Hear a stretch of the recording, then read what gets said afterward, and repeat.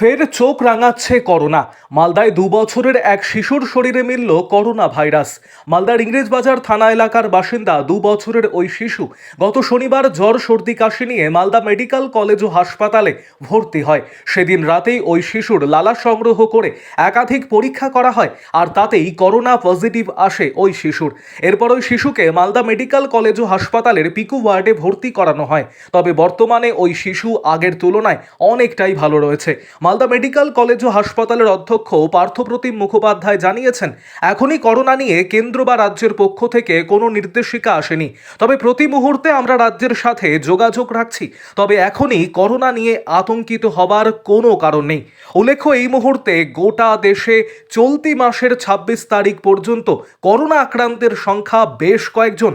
আমাদের রাজ্যে সেই সংখ্যা প্রায় 12 জন।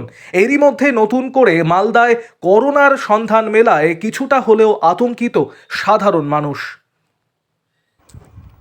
আরও আপডেট থাকতে আমাদের ভিডিও শেয়ার ও ফেসবুক পেজটিকে লাইক করে ফলো করে দিন। আবার তো রাজ্যে করোনা থাবা বসাচ্ছে, মালদাতেও একজন আক্রান্ত হয়েছে। আপনারা কতটা আতঙ্কিত, কি বলবেন? খবরে যা শুনতে পাচ্ছি তাতে দেখা যাচ্ছে যে গোটা বিশ্বে তো মানে করোনা আবার থাবা বসাতে শুরু করেছে। এর মধ্যে দিল্লিতে এবং কলকাতাতেও হয়ে গেছে, মালদাতেও একটা 2 বছরের শিশুর শরীরে করোনা পাওয়া গেছে। এই পরিস্থিতিতে আমরা খুবই আতঙ্কিত। মানে আমরা ভাবছি যে আবার পুরোনো দিনটা না ফিরে চলে আসে। এই ব্যাপারে সরকারের খুব পদক্ষেপ নেওয়া উচিত, কারণ সরকার যদি এইভাবে সচেতন না থাকে এবং সচেতন না করে, তাহলে কিন্তু পরবর্তীকালে আমাদের প্রচন্ড ভয়ানক হতো এবং আমরা খুব ভয়ের মধ্যে আছি এই ব্যাপারে। মানে এই বলেই আমার শেষ করছি। মানে স্বাস্থ্য দপ্তর কি এখন থেকে ব্যবস্থা নেওয়া দরকার? স্বাস্থ্য দপ্তরের এখন থেকে মানে কি সরকারের এবং স্বাস্থ্য দপ্তরকে পুরোপুরি ব্যবস্থা নেওয়া উচিত, এই জন্য যে যাতে এই ভয়াবহ দিনটা দেখতে না হয় এবং মানে যেন আমরা মানে সেই পুরোনো দিনটা ফিরে না পাই। আপনার নাম? বিপ্লব কুমার দাস। শিশুটি 24 তারিখ ভর্তি হয়েছিল এবং তার একটা অন্য কারণে ভর্তি হয়েছিল, এবার জ্বরের উপসর্গ নিয়ে, এবং এটা পিঠে চোট লাগার একটা হিস্ট্রি ছিল। সেখানে বাচ্চাটি ভর্তি হওয়ার পর পরবর্তীকালে এমনি রুটিন আমাদের যে পরীক্ষা করা হয় টেস্ট, সেই টেস্টের করা হয়েছে, প্যানেল করা হয় প্রত্যেকটি পরীক্ষা ভাইরাসের টেস্টগুলো, সেটা তাতে করোনা পজিটিভ বেরোয় জানতে পারি আমরা।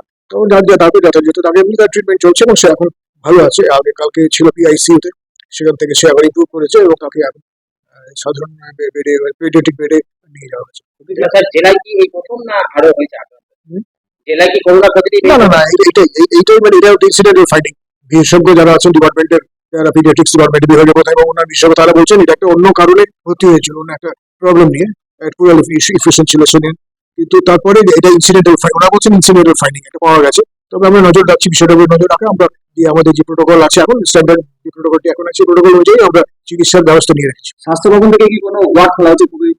কোভিড কোনো ওয়ার্ড খোলা হচ্ছে না, এখন আমাদের যেটা যে প্রোটোকল স্ট্যান্ডার্ড মেনটেন ছিল সেটাই আমরা করে গেছি। কোভিড নিয়ে কোনো নির্দেশিকা এসেছে রাজ্য সরকার বা কেন্দ্রীয় সরকারের পক্ষ থেকে? না, আমাদের কাছে এখন কিছু আসে না। আমাদের সচেতন দপ্তরের সঙ্গে আমরা উদ্যোতন কর্তৃপক্ষের সঙ্গে এই বিষয়ে যোগাযোগ রাখছি, সেটা আমরা জানিয়েছি তাদেরকে, তাদের কাছে মতামত সবসময় নিচ্ছি এবং যোগাযোগ রাখছি। মানুষের সিমটম গুলো কি থাকছে? এই নতুন করে যে আক্রান্ত হয়েছে, সিমটম গুলো কি থাকছে? সিমটম গুলো কি থাকছে? এই যে আক্রান্ত হচ্ছে নতুন করে, তাদের সিমটমটা কি থাকছে?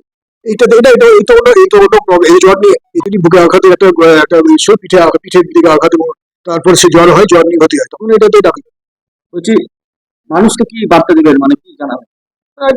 এটা নিয়ে আতঙ্কিত হওয়ার কোনো ব্যাপারই নেই। এটা কোনো আতঙ্কিত হওয়ার ব্যাপারই নেই।